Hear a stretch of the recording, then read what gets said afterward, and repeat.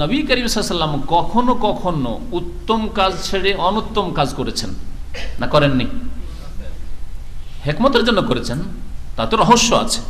নবী সাল্লাল্লাহু আলাইহি ওয়াসাল্লাম উত্তম কাজ ছেড়ে কখনো কখনো অনুত্তম কাজ করেছেন। কি জন্য? যাতে করে উম্মত সেটাকে হারাম নাজায়েজ না মনে করে।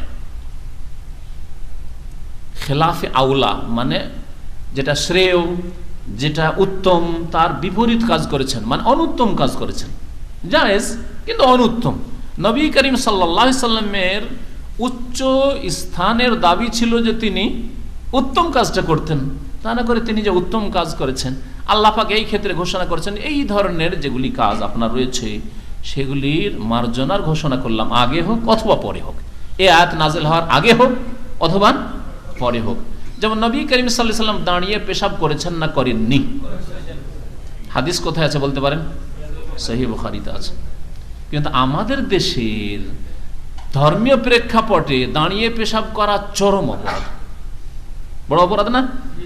আরে প্যান্টওয়ালা লোককে যদি দেখে এক শ্রেণীর গোড়া মোল্লারা দাঁড়িয়ে পেশাব করে আর ইসলাম ইসলাম করে, হ্যাঁ ইসলাম থেকে খারিজি করে দিল।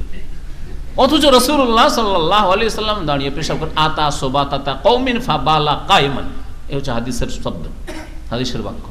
নবী করিম সাল্লাল্লাহু আলাইহি ওয়াসাল্লাম কোন এক সম্প্রদায়ের ময়লা আবর্জনা ফেলার এলাকায়, যেখানে লোকজন চলাফেরা করে, কারণ লোকজনের রাস্তাঘাটে যেখানে চলাফেরা করে সেখানে পেশাব করা না জায়েজ, না জায়েজ, সেখানে নবী সাল্লাল্লাহু আলাইহি ওয়াসাল্লাম নিষেধ করেছেন।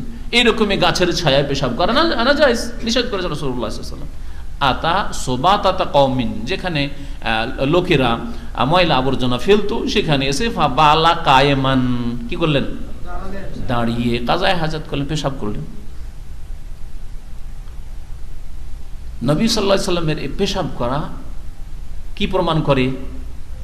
কি প্রমাণ করে? জায়েজ। কিন্তু বসে পেশাব করা শ্রেয়, উত্তম। এই যে উত্তমের খেলাফ রাসূলুল্লাহ সাল্লাল্লাহু আলাইহি ওয়াসাল্লাম কাজ করলেন, কি জন্য? উম্মতের জন্য, যাতে করে কঠিন না হয়ে যায় দিন, কষ্টকর না হয়ে যায়। যে কোনো জায়গায় প্রয়োজনে দাঁড়িয়ে পেশাব করলো, যে কোনো প্রয়োজনে, শারীরিক প্রয়োজন অথবা স্থানের দাবি, সেই জায়গার দাবি, আর সেখানে কাদা আছে, ময়লা আবর্জনা আছে, অথবা পানি আছে। বন্যার সময় আমাদের সে বন্যা, বাড়ি থেকে বেরোলে পানি আর পানি, তো কি করবেন? পানিতে বসে যাবেন নাকি? কাদায় বসে যাবেন? কাদার দেশ, সুবহানাল্লাহ। কোন এক মাদ্রাসায় ছোটকালে ছাত্র জীবনে 12, 13, 14 বছর বয়স, হেঁটে বড় জালসা হবে, বড় জালসা, সাদসালা জালসা বলে ফার্সি ভাষায়, শুনেছেন না? 100 বছর পূর্তি জালসা, বড় বিশাল জালসা। শুনতে যাব, হাঁটতে শুরু করলাম স্টেশন থেকে প্রায় 6 কিলোমিটার, কাদা আর পানি, শুকনো কোনো রাস্তা নেই। এইরকম জায়গা আছে না নেই দেশে? হ্যাঁ জি, সে আইল রাস্তা, কোনো রাস্তাও নেই।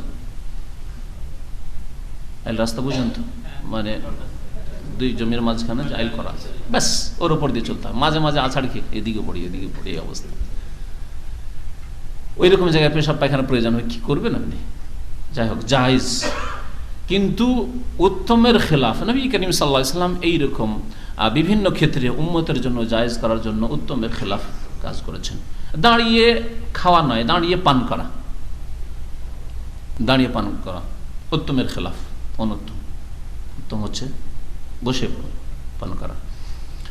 এইরকম বেশ কিছু মাসাইল রয়েছে। কোন ওলামারা বলেছেন এই ক্ষেত্রে আল্লাহ পাক ঘোষণা, নবী সাল্লাল্লাহু আলাইহি ওয়াসাল্লামের কোনো গুনাহের ক্ষেত্রে বলা হয়নি। আর একদল বলছেন যে নবী করিম সাল্লাল্লাহু আলাইহি ওয়াসাল্লাম যেগুলি ওহী ছাড়া নিজের পক্ষ থেকে কোনো সিদ্ধান্তের কথা কখনো কখনো পেশ করেছেন। নবী সাল্লাল্লাহু আলাইহি ওয়াসাল্লামকে ইজতিহাদের আল্লাহ পাক ইখতিয়ার দিয়েছিলেন। বেশ কিছু ঘটনা প্রমাণ করে যে আল্লাহ পাক নবী সাল্লাল্লাহু আলাইহি ওয়াসাল্লামকে ইজতিহাদ মানে নিজের বিবেক বুদ্ধি দিয়ে চিন্তা ভাবনা করে কোনো সিদ্ধান্ত পেশ করা, এই ইখতিয়ার আল্লাহ পাক নবী সাল্লাল্লাহু আলাইহি ওয়াসাল্লামকে দিয়েছিলেন না দেননি? এই ক্ষেত্রে দুটি মত আছে। একদল বলছেন না, ওমায়ান্তিকু আনিল হাওয়া, যা কিছুই বলেছেন তিনি ওহীর পক্ষতে। হ্যাঁ, আল্লাহ পাক যা পৌঁছে দিতে বলেছেন, তাবলীগ করতে বলেছেন, মানব জাতির জন্য যা দিয়েছেন তা ওহী। ওমায়ান্তিকু আনিল হাওয়া আয়াত এই ক্ষেত্রে নবী করিম সাল্লাল্লাহু আলাইহি ওয়াসাল্লাম যা কিছু আল্লাহ পাক মানব জাতিকে পৌঁছাতে বলেছেন, সে ইবাদত হোক, আকীদা হোক, আখলাক, চরিত্র, মুআমালাত, ব্যবসা বাণিজ্য হোক, যা কিছু পৌঁছাতে বলেছেন সেই সম্পর্কে তিনি নিজের পক্ষ থেকে কোনো কথা বলেননি। ইন হুয়া ইল্লা ওয়াহয়ুন ইউহা, যা কিছু বলেছেন তিনি ওহী ভিত্তিক বলেছেন।